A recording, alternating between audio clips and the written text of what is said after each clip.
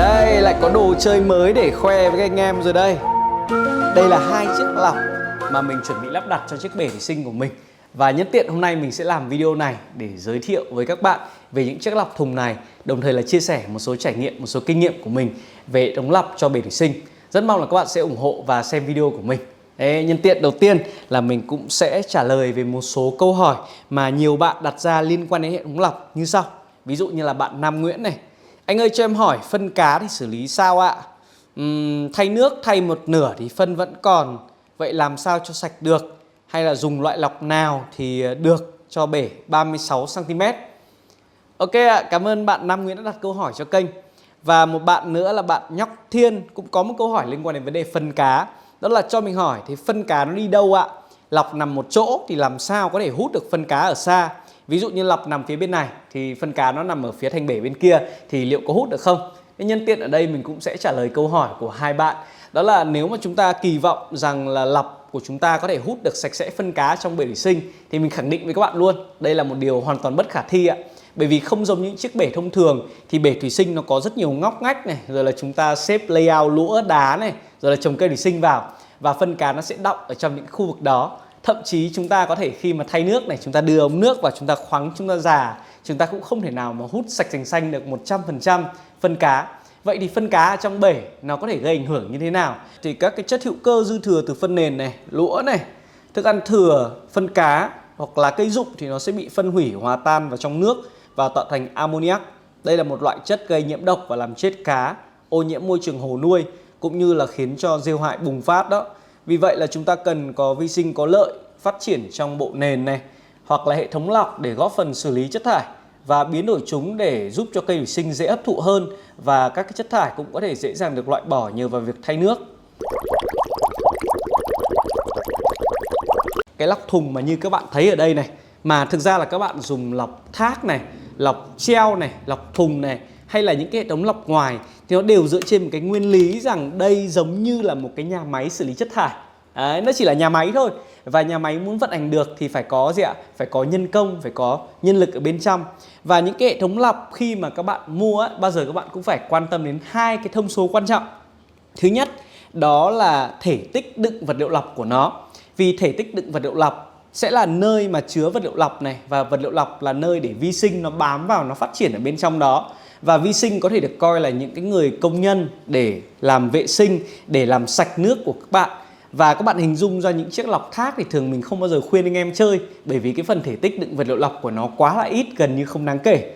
Những chiếc lọc thùng có thể được coi là một sự lựa chọn tối ưu cho bể thủy sinh, bởi vì nó thỏa mãn được tiêu chí không những chỉ tiện lợi mà còn nhỏ gọn và có cái hiệu năng sử dụng rất là cao. Như một chiếc lọc thùng WAC 350 hoặc là Erdmann DF 1300 ở đây thì các bạn thấy là sức chứa khoảng tầm 6 lít vật liệu lọc. Khi các bạn chơi những chiếc bể kích cỡ nhỏ hơn, ví dụ như từ 40 cho tới 60 cm thì có thể chơi lọc treo cũng được. Còn nếu mà nhỏ hơn nữa thì có thể là xài lọc thác như chiếc bể Cubic 20 trồng chân châu ngọc trai ở đây. Như các bạn biết thì chân châu ngọc trai là một loại cây bò nền và chúng không cần luồng nước mạnh.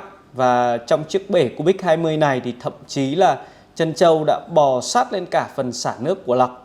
Thông tin thứ hai mà chúng ta cần phải quan tâm đến một chiếc lọc sử dụng cho bể thủy sinh, đó là cái lưu lượng nước luân chuyển qua lọc ạ. Lưu lượng nước luân chuyển qua lọc thì có thể quan tâm đến chỉ số về công suất của lọc. Ví dụ như ở đây, một chiếc lọc Biomaster 350 của WAC chẳng hạn ấy, thì người ta sẽ đưa ra cái thông tin đó là công suất của nó rơi vào khoảng 18W và cái Qmax của nó, tức là cái lưu lượng nước tối đa nó luân chuyển qua lọc, nó sẽ ở mức khoảng 1200 lít nước trên giờ. Và như vậy các bạn thấy rằng những chiếc lọc như là Biomaster 350 này hoặc là chiếc lọc Erdmann DF 1300 mình đang có ở đây, nó sẽ rất phù hợp với một chiếc bể với kích cỡ là 90 45 cm ạ. Bởi vì khi mà các bạn chọn lọc ấy thì chúng ta thường sẽ lựa chọn những loại lọc mà có lưu lượng nước luân chuyển qua lọc nó sẽ gấp 3 cho tới 5 lần so với thể tích nước. Ví dụ bây giờ các bạn thử bấm máy tính mà xem ạ, một chiếc bể kích thước 90 45 thì chúng ta sẽ tính ra là thể tích nước nó rơi vào tầm khoảng 180 lít nước. Và như vậy chúng ta x 3 lần cái lượng nước này lên thì chúng ta sẽ được cái mức nó rơi vào khoảng tầm 600 lít nước trên 1 giờ luân chuyển qua lọc, thì sẽ rất là phù hợp với chiếc bể với kích thước này. Tuy nhiên nhiều bạn sẽ thắc mắc tại sao lọc có Quy mắc là 1200 lít trên 1 giờ thì lại phù hợp với bể cần lưu lượng là 600 lít trên giờ. Thì mình sẽ test luồng thực tế cho các bạn xem luôn. Đầu tiên là với con lọc WASE 350 này, mình sẽ đánh dấu mức nước tương ứng với 10 lít nước trong bể test.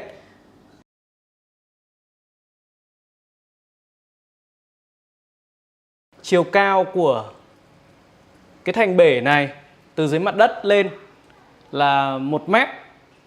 Và bây giờ thì mình sẽ đặt một cái đồng hồ đếm giờ ở đây này. Và mình sẽ bật thử lọc này lên cùng với đồng hồ đếm giờ này để xem đến bao nhiêu lâu thì lượng nước ở trong chiếc bể này sẽ lên được cái mức 10 lít này.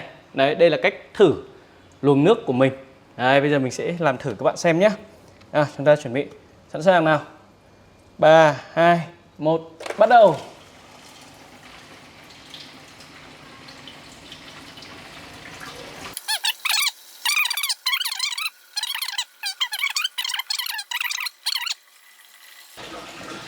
Đây là con lọc WASE. Như các bạn thấy, chuẩn bị đầy đến nơi rồi đây. Và nó sẽ dừng lại ở con số bao nhiêu ạ? Đấy, ok. Như vậy thì các bạn sẽ thấy là nó rơi vào tầm khoảng đúng 1 phút để cho con bơm này bơm được lên đến 10 lít.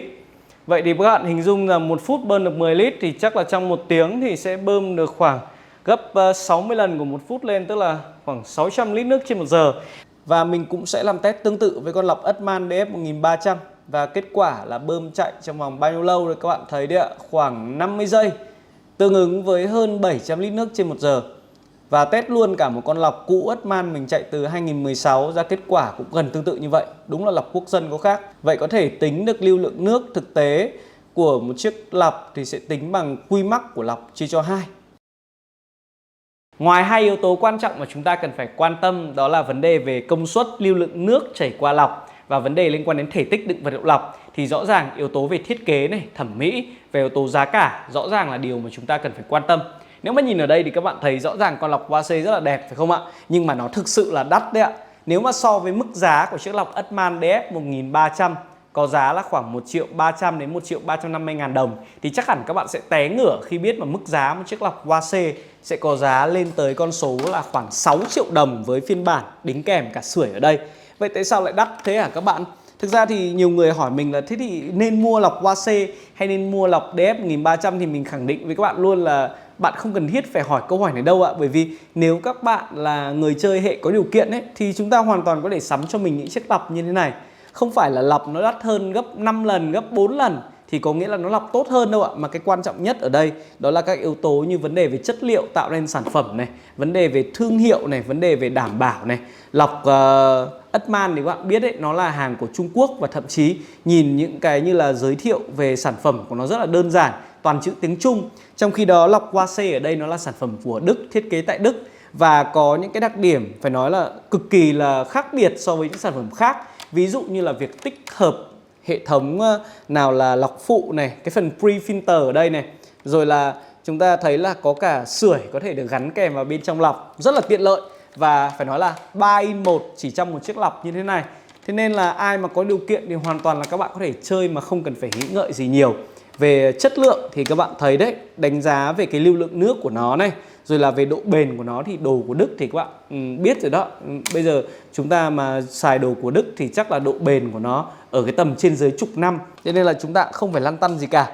Còn nếu các bạn là người chơi theo cái hệ là tiết kiệm, đơn giản và rẻ tiền nhất có thể thì xin thưa với các bạn, mình giới thiệu với các bạn quả lọc này. Đây, giới thiệu với các bạn đây là sản phẩm lọc chế của Aquatic. Vâng, sản phẩm này của bạn Trần Duy Trí được chế từ ống nước Phi 168. Và xin thưa với các bạn, nếu để so về giá thì con này đập chết ăn thịt hai con kia luôn ạ. Và tất cả mấy cái để lọc hãng là không ăn thua. Bởi vì một con lọc như này có giá chỉ có 500.000 đồng thôi ạ. Hình như là 550.000 đồng. Còn chưa kể tiền ship đến với các bạn. Và như vậy thì nhiều người sẽ nói là ui cha, thế thì bây giờ thay vì việc bỏ ra tiền triệu để mua lọc hãng thì mua mấy con lọc chế này có phải là tốt không ạ? Vâng, mình nghĩ là thế nào cũng được mà. Đấy, như mình nói, hai tiêu chí quan trọng nhất, lưu lượng nước chảy qua lọc và thể tích đựng vật liệu lọc ạ. Pre-filter hay còn gọi là lọc phụ, như các bạn thấy đây là một con lọc phụ của Sunsun. Đây là con 604 á. Và thường bao giờ mình cũng khuyên anh em là nên sử dụng lọc phụ, bởi vì lọc phụ nó sẽ là cái lớp các cái lớp bông ban đầu để nó cản trở các loại như là phân cá này, rồi là xác động thực vật này, thức ăn thừa này. Và khi mà mình vệ sinh thì mình sẽ ưu tiên vệ sinh cái phần lọc phụ trước. Còn cái phần lọc chính của mình ấy là mình sẽ cố gắng giữ nó ổn định để tạo ra sự ổn định cho hệ vi sinh trong lọc của mình. Và vì vậy là khi mà mình setup hệ thống lọc xong thì mình thường khuyên các bạn là lọc phụ mình sẽ vệ sinh cứ mỗi tháng một lần. Trong thời gian đầu khi mà bạn mới xếp bể, nếu mà lũa nó ra nhớt nhiều này, nếu mà chất nền nó bẩn quá, nó bụi quá, thì chúng ta có thể là sau 2 tuần đầu tiên là chúng ta bắt đầu vệ sinh lọc phụ. Còn sau đó là cứ khoảng 1 tháng hoặc là cách 2 tháng chúng ta vệ sinh một lần. Còn lọc chính thì các bạn hạn chế vệ sinh. Thường là mình sẽ là khoảng 4 đến 6 tháng mình mới vệ sinh một lần. Và khi mà vệ sinh lọc thì chúng ta cố gắng là nếu có rửa lọc này, rửa vật liệu lọc thì chúng ta dùng chính nước ở trong bể để chúng ta vệ sinh để rửa các bạn nhé. Đến đây thì video của mình xin phép được kết thúc rồi. Rất cảm ơn các bạn đã chú ý theo dõi. Đừng quên ủng hộ mình bằng việc đăng ký kênh và ấn vào nút chuông để có thể xem được nhiều video hơn nữa. Hẹn gặp lại các bạn trong những video lần tới nhé. Xin chào tạm biệt.